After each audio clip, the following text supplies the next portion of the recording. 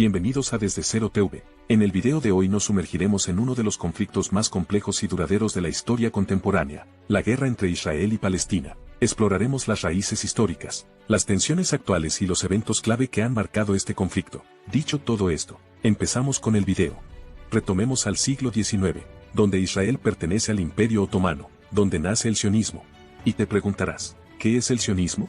Imagina que tienes un grupo de amigos y todos quieren tener un lugar especial para jugar y vivir felices. Algunos amigos dicen, deberíamos tener nuestra propia casita. Bueno, el sionismo es como ese deseo, pero en vez de amigos, con personas judías. Hace mucho tiempo los judíos vivían en diferentes lugares, pero no siempre eran bien tratados. Algunos de ellos pensaron que sería genial tener su propio lugar, y a eso es lo que llamamos sionismo.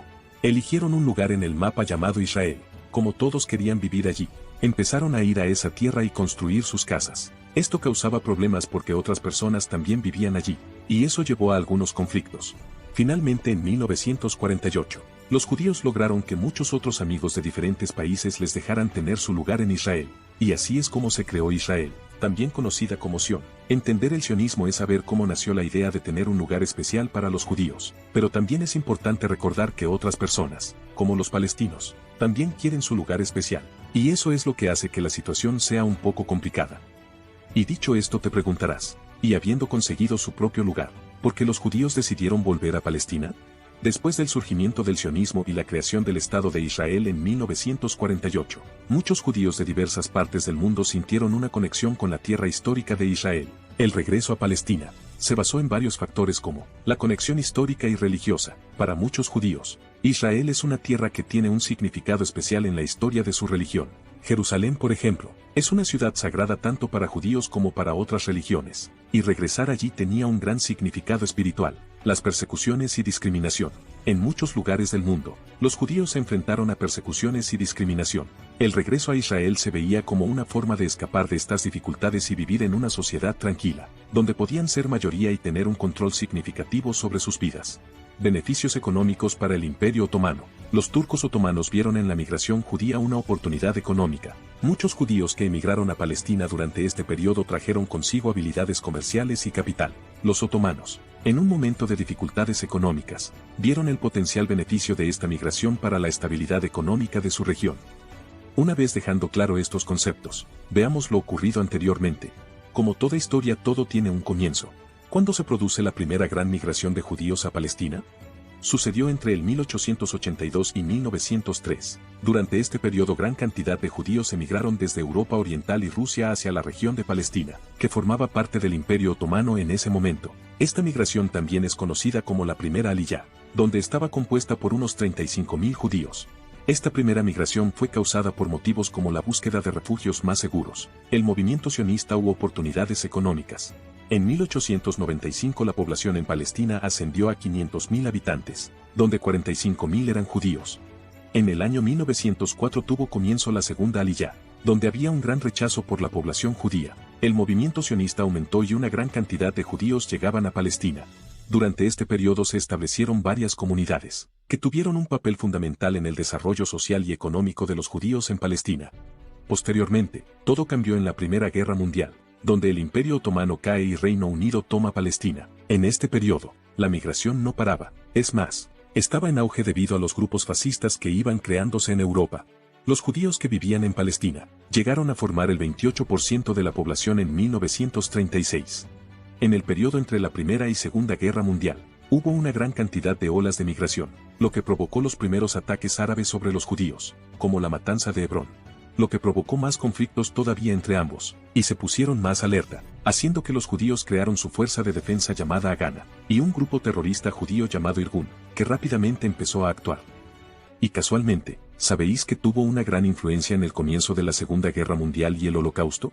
Efectivamente, el aumento de migración a Palestina, aunque los atentados de Irgun hicieron que se limitara las inmigraciones a Palestina. Una vez acabó la guerra en 1946, la comandancia británica en Palestina sufrió un atentado provocado por el Irgun, lo que no mejoró las cosas, haciendo que Reino Unido se retirase de Palestina. Recientemente se creó la ONU, quien aprobó que Palestina se dividiera en dos partes prácticamente iguales, una para los judíos y otra para los árabes.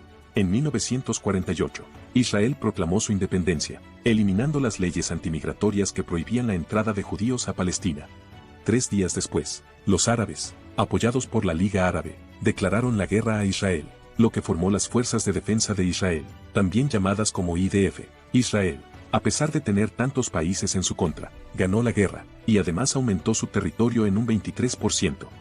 Después de esto, la Franja de Gaza y Cisjordania fueron ocupadas por Egipto y Transjordania. Al haber terminado la guerra, los árabes que vivían en zona israelí fueron privados de sus hogares, y los judíos que estaban en zona árabe fueron expulsados.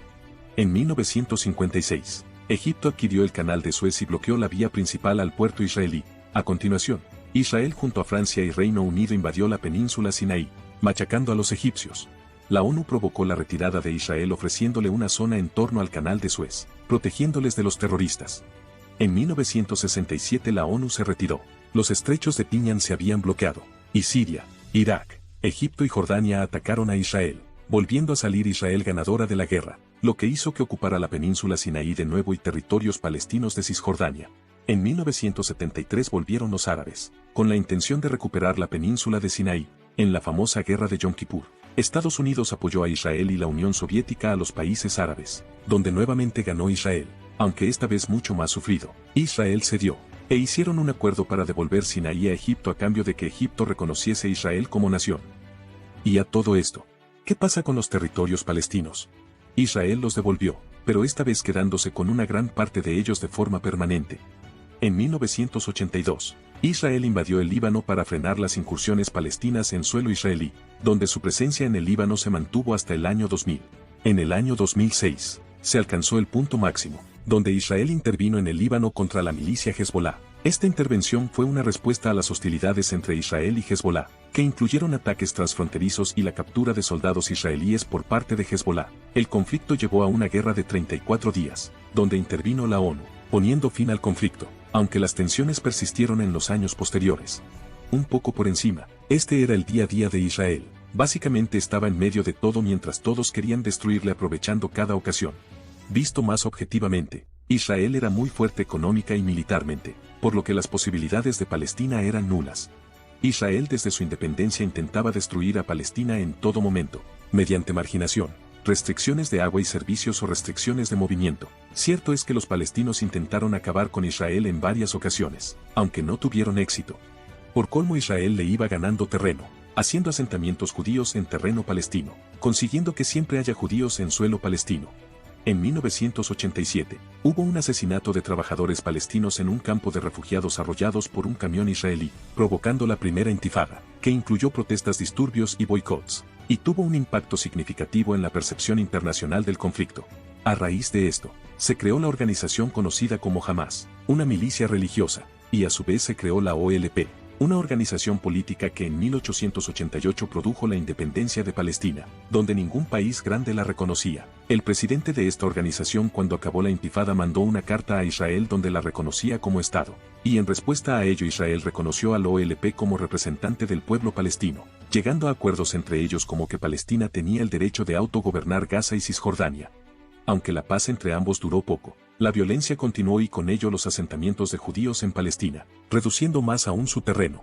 En el 2000 sucede la segunda intifada, mucho más violenta y con un montón de atentados suicidas contra todo judío. Contra la intifada murió Arafat, el líder de la OLP, lo que supuso el ascenso de Hamás entre los palestinos. La segunda intifada terminó al retirarse los israelíes de Gaza. Hamás se hizo fuerte durante la segunda intifada en la Franja de Gaza, donde Israel puso un muro para aislarlos tanto a nivel económico como de provisiones y armamentos. El bloqueo causó un desastre. Los ataques israelíes a Gaza son constantes, aunque desde Gaza se lanzan cohetes a Israel de forma frecuente. La situación actual es prácticamente idéntica que después de la segunda intifada. Israel va quedándose con terreno palestino poco a poco, aunque los palestinos cada vez con menos opciones. Hacen cosas más salvajes para salvarse de ello. Es una guerra denominada como la guerra sin fin. Por si fuera poco todo esto, Israel recibe ataques sirios cada poco y ataques de Irán. El problema mayor está en Irán, la que ha prometido acabar con Israel y no descarta el uso de su programa nuclear. Lo que parece una guerra que no acabará nunca, y que aparte de los que ya han salido puede salir muchísima más gente perjudicada. Bueno amigos, esto sería todo. Espero que os haya gustado este resumen sobre la guerra entre Israel y Palestina. Gracias a todos y hasta la próxima.